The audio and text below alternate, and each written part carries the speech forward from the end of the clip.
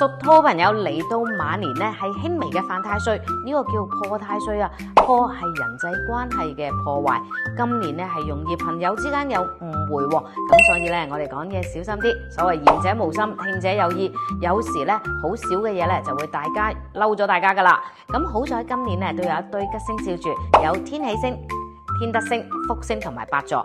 天德係一個大吉星嚟㗎，代表上天之德。有呢個星嘅話咧，都會逢凶化吉嘅。至於天喜呢個星咧，係代表喜事重重，所以如果打算結婚或者添丁嘅朋友，今年咧係可以落實執行㗎。福星係代表自己嘅心理狀態同埋咧幸運之財喎。今年無論遇到咩事，你都幾正面嘅。